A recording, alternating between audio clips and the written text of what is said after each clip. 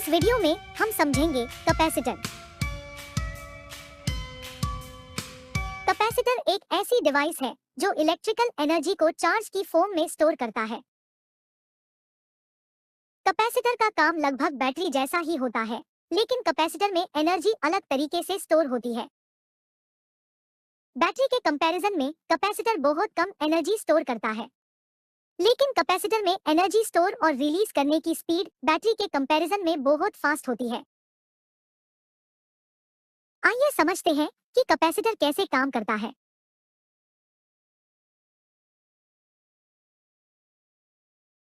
Capacitor में दो metallic plate को एक इंसुलेटिंग मीडियम से सेपरेट रखा जाता है।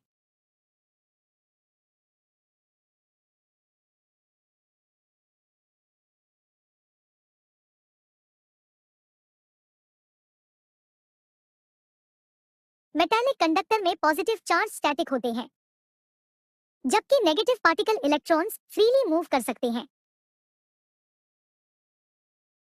साथ ही मेटालिक कंडक्टर में पॉजिटिव चार्ज और इलेक्ट्रॉन्स के नंबर सेम होते हैं, जिसके कारण मेटालिक कंडक्टर इनिशियली न्यूट्रल होते हैं।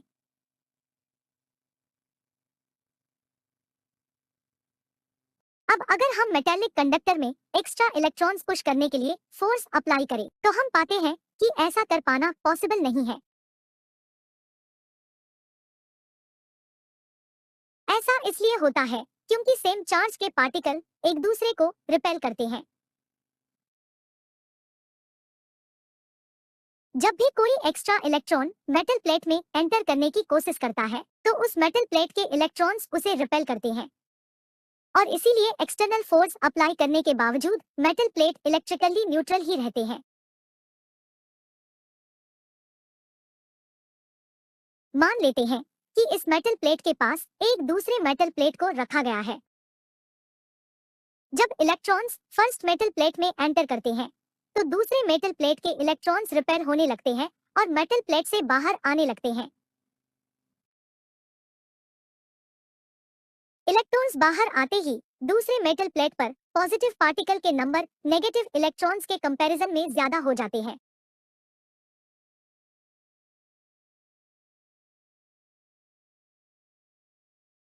और ये positive particle first metal plate के इलेक्ट्रॉन्स को अट्रैक्ट करने लगते हैं। हम ये देखते हैं कि फर्स्ट मेटल प्लेट में जितने एक्स्ट्रा इलेक्ट्रॉन्स ऐड होते हैं, उतने ही इलेक्ट्रॉन्स दूसरे प्लेट से एग्जिट होते हैं। हम देख सकते हैं कि फर्स्ट मेटल प्लेट पे नेट नेगेटिव चार्ज क्रिएट होता है, वहीं दूसरी ओर इक्वल और ऑपोजिट चार्ज क्रिएट होता है। साथ ही हम एक्सटर्नल फोर्स की मदद से दोनों मेटल प्लेट के नेट चार्ज को इंक्रीज और डिक्रीज भी कर सकते हैं। दोनों मेटल पे चार्ज क्रिएट होने के बाद दूसरे मेटल के positive charge particle first metal के नेगेटिव पार्टिकल इलेक्ट्रॉन्स को अट्रैक्ट करते हैं।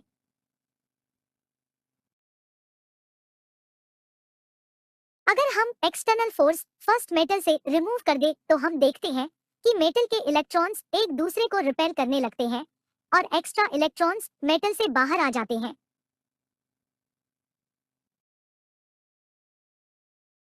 वहीं दूसरी ओर मेटल प्लेट के इलेक्ट्रॉन्स अपनी इनिशियल पोजीशन पे वापस आने लगते हैं और फिर से दोनों मेटल प्लेट पे नेट चार्ज जीरो हो जाता है। इन मेटल प्लेट का चार्ज और डिस्चार्ज होना ही कैपेसिटर का मेन फंक्शन है, जिस पे वो वर्क करता है। कैपेसिटर को चार्ज करने के लिए हमें एक्सटर्नल सोर्स की जरूरत होती है। उसके लिए हम बैटरी का यूज कर सकते हैं।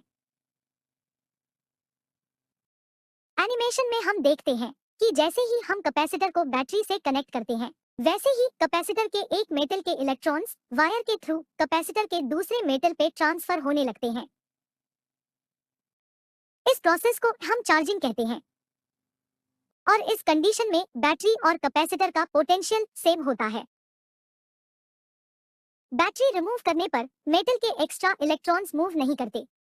ऐसा इसलिए क्योंकि दोनों मेटल प्लेट के बीच इंसुलेटिंग मीडियम होता है।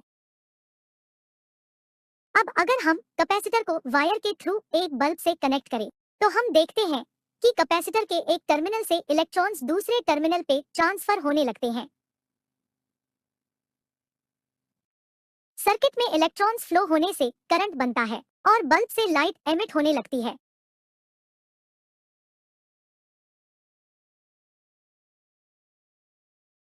और इस तरह कैपेसिटर एक एनर्जी स्टोरेज डिवाइस की तरह काम करता है।